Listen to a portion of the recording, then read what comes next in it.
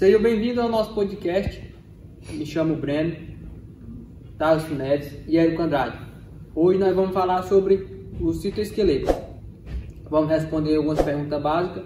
O que é, qual a função geral, quais são os componentes e qual a função de cada componente. O que é?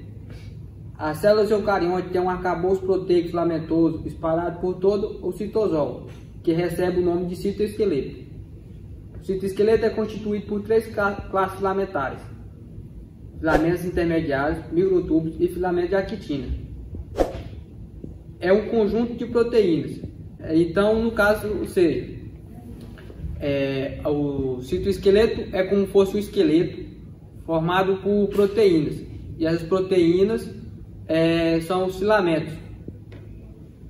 E cada filamento tem o seu lugar específico e tem a sua função específica. A função geral é dar sustentação à célula, ou seja, quando você, por exemplo, a armação de concreto de um prédio e dá organização às organelas. Quais são seus componentes? São os microtúbulos, os filamentos de actina e os filamentos intermediários. Qual a função de cada componente? Essa pergunta, Érico Andrade vai responder para nós. Bom, os microtúbulos, eles atuam como vigas mestres, resistindo à compressão. Eles também ajudam na movimentação das células, uma vez que formam os cílios e os flagelos, e também auxiliam na movimentação dos cromossomos e no processo de divisão celular das organelas. Já os filamentos de actina, eles relacionam-se com a manutenção da forma da célula e contração muscular e motilidade da célula, o que garante a movimentação ameboide. Já os filamentos intermediários, sua principal função é permitir que a célula resista a choques mecânicos, sem sofrer lesões. Agora, Thales Neves vai falar sobre a composição estrutural de cada componente. Bom, gente, eu vou falar aqui um pouco sobre a composição estrutural dos microtúbulos. Bom, os microtúbulos são polímeros constituídos por unidades proteicas denominadas tubulinas. Cada tubulina, por sua vez, é heterodímero, com um peso molecular de 110 a 120 kDalton, cuja duas subunidades, denominadas alfa-tubulina e beta-tubulina, são proteínas do tipo globular. Existem 6 tipos diferentes de alfa-tubulinas e 6 tipos de tubulinas, beta-tubulinas. Contudo, sempre existe a combinação de uma alfa-tubulina e uma beta-tubulina. Nunca de duas alfa-tubulinas nem de duas beta-tubulinas entre si. Uma das extremidades do microtúbulo é denominada mais e a outra menos. Essas designações devem-se ao fato de que, pela extremidade positiva, que é o de mais, o microtúbulo se alonga e se encurta mais rapidamente do que pela extremidade negativa. Quando é observado por um corte transversal de um microtúbulo, verifica-se que ele contém 13 protofilamentos. E agora eu vou falar aqui sobre os filamentos de actina. Cada filamento de actina ele começa a se formar a partir de um cerne de 3 monômeros de actina G, que se combinam entre si em qualquer ponto do citosol no qual seja necessária a formação de filamentos de actina.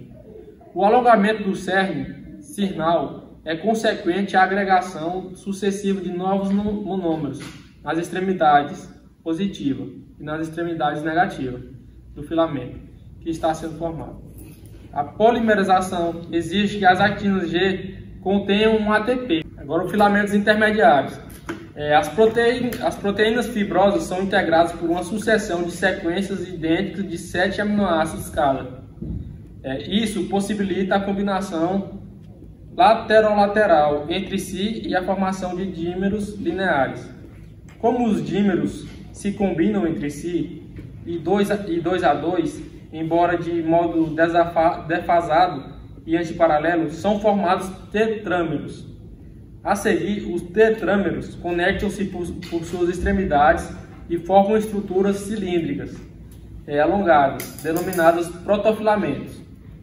Os filamentos intermediários são formados por 4 pares de protofilamentos, cujos lados se tocam e formam uma estrutura fibrilar com 10 nanômetros de espessura. Eu fiz uma pesquisa mais aprofundada sobre microtúbulos de filamento de actina e encontrei um artigo falando sobre. Eu vou ler aqui para vocês. Os microtúbulos são filamentos do citoesqueleto encontrados em quase todas as células eucariontes e apresentam 25 nanômetros de diâmetro. Os microtúbulos caracterizam-se por um aspecto tubular pelo fato de serem acentuados e retilíneos e uniformes, ou seja, como se fosse um cano de PVC. Nos cortes transversais, os microtúbulos apresentam configuração anular, com a parede de 6 mm de espessura e o lume central uniformemente claro. Dependendo de sua localização, os microtúbulos são classificados como citoplasmáticos, mitóticos, ciliares. Embora todos tenham a mesma característica morfológica, apresentam algumas propriedades diferentes. Filamento de actina. Os filamentos de actina ou microfilamentos apresentam um diâmetro de 8 nanômetros. São mais flexíveis que os microtúbulos. Os filamentos de actina costumam se associar em feixes ou atados, de modo que raramente são encontrados isoladamente. Ou seja, os filamentos de actina são tipo um feixe de canudinho plástico. Com base na sua distribuição das células, os filamentos de actina são classificados em orticais, que são localizados sobre a membrana plasmática, na qual constitui um componente citosólico mais importante, e transcelulares, visto que atravessa o citoplasma em todas as direções. Da mesma maneira que os microtúbulos tratados com anticorpos, antitubulinas e os filamentos de actina podem ser localizados com a ajuda de anticorpos, actina fluorescente.